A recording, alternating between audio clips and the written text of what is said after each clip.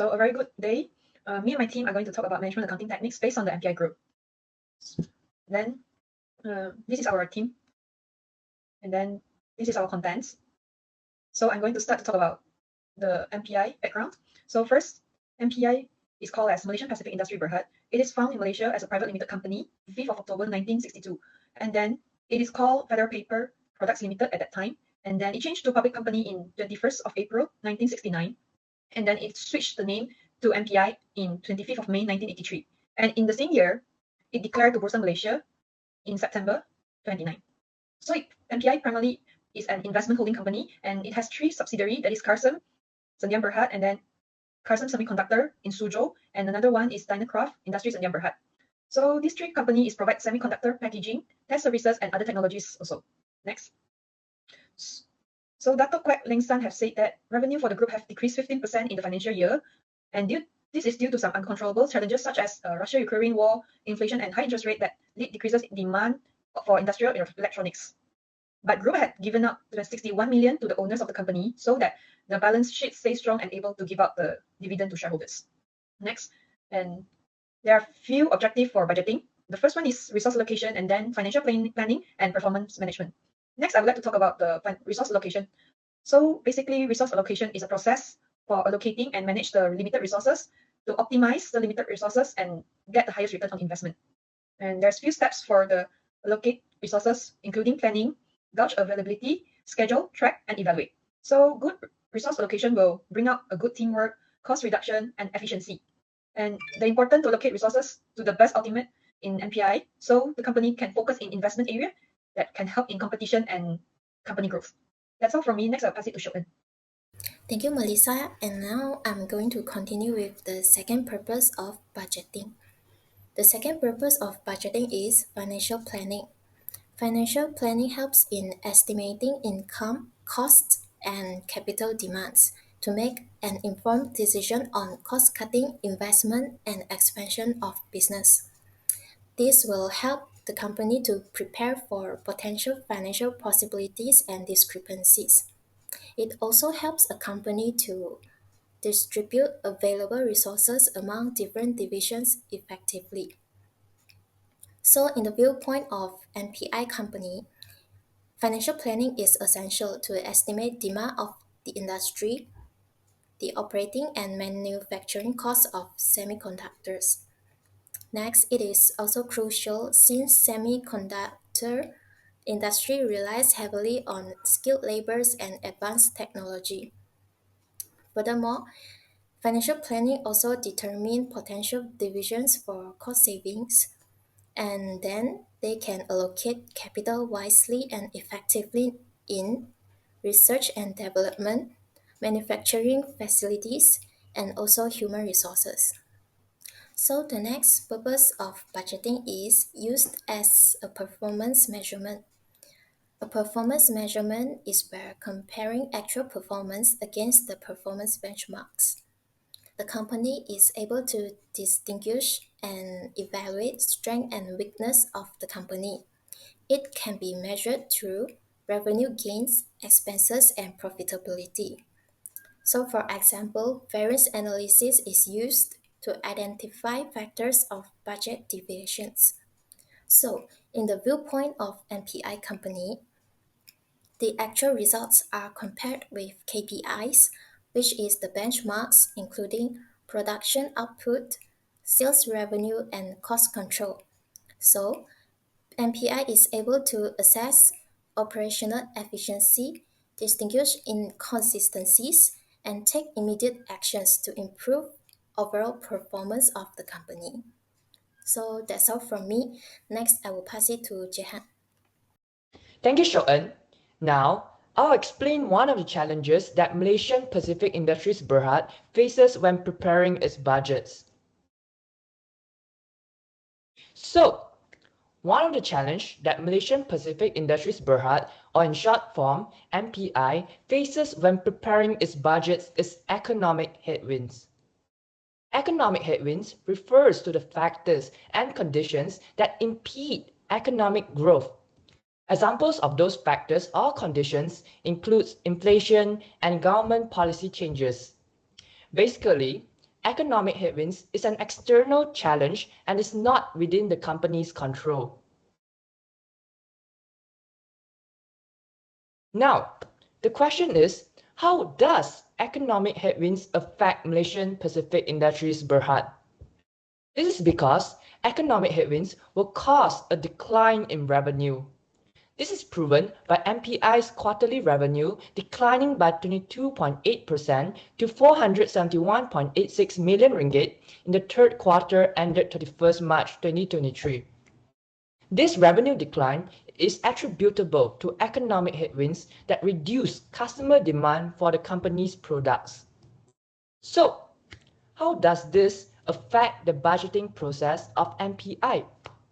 The decline in revenue can make budgeting challenging as it reduces the funds available for various expenditures.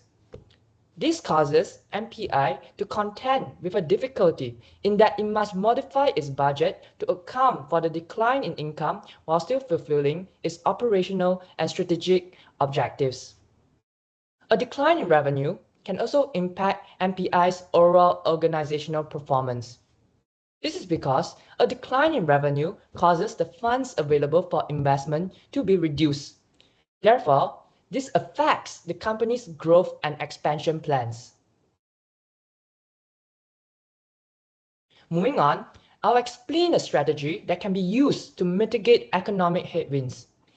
One of the strategies that MPI can use to mitigate economic headwinds is diversification. Diversification entails providing new services or entering into new markets that are less affected by the current economic headwinds. The reason why diversification can help MPI in mitigating economic headwinds is that it allows the company to spread the risk of fluctuation across different services and markets. This reduces the company's exposure to fluctuations in any single area and lessens its reliance on any single service or market. This also allows the company to cater to a broader market and thus expanding its business. Therefore, diversification can help the budgeting process of MPI to become more stable and reliable because diversification reduces the likelihood of unanticipated shocks to revenue or expenses, which makes revenue forecasting more predictable and accurate. Alright, that's all from me. Now, I'll pass the floor to Ling Wei to explain about the second challenge. Thank you, Jehan. Now I'm going to continue. The second problem is volatility in demand. It defines that the Malaysia-specific industry had the huge challenges of the semiconductor industry, that rapid technical evolution and unpredictable market trends. In the annual report, under the chairman's statement had written out that in the fiscal year 2023 has been a turbulent year because of ongoing inflation and also rising interest rate, which decreasing the demand for consumer and industrial electronics. The first impact is surplus inventory, which causes of overstating demand for consumer. Second is obsolete inventory, which pose as concern if technical improvement render. The third impact is material shortages, which leads to missed sales opportunity, customer satisfaction, and also possibility of losing market shares to competitors. Next, I'm going to talk about the solution, which is advanced demand forecasting. The first point is implementing forecasting analytics and machine learning.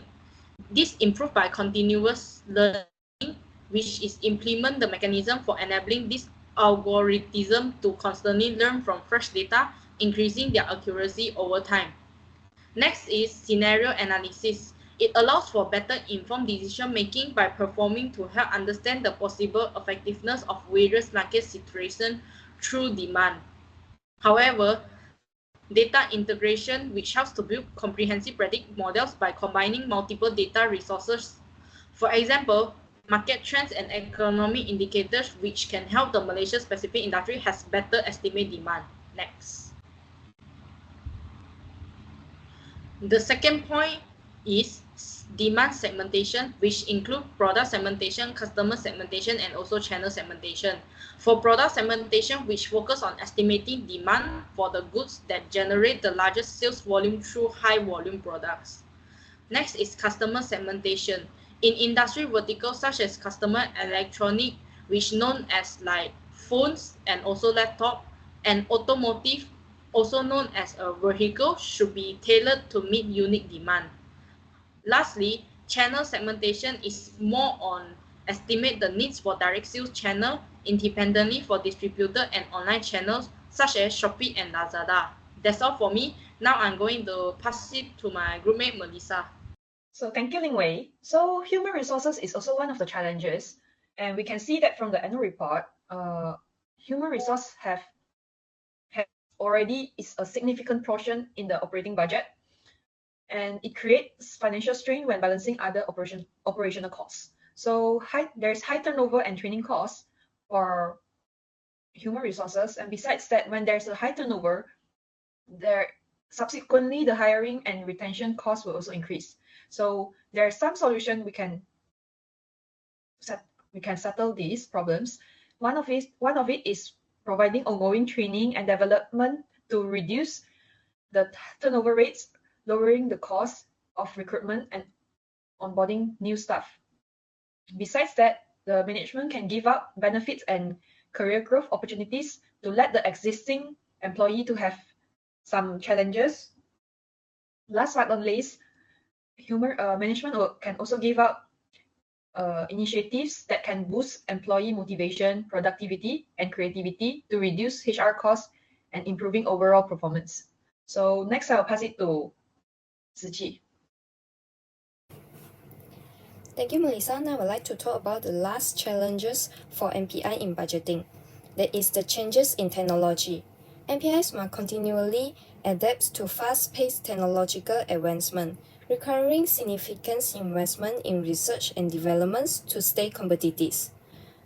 In financial year 2023, MPI spent RM252 million on capital expenditure to keep up with new technologies, which put pressure on their budget. In addition, balancing fund for innovations with operating costs is challenging, as high R&D spend may limit investment in other areas. On the other hand, falling behind in technology can lead to competitive disadvantage, outdated processes, and loss of market share, complicating cost management and revenue forecasting. The solution for the changes in technology is to form strategic partnership. By forming strategic alliance, MPI can share the costs and risks associated with technological innovations. This partnership also allows MPI to get new technologies and expertise, reducing the burden of internal R&D expenses. In collaborations, support a culture of innovations, speed up products developments, expand market coverage, and reduce dependency on existing products. Example, companies like AMD and Intel partner with academic institutions to share R&D expenses, develop new technology, and launch products faster. That's all from us. Thank you for listening.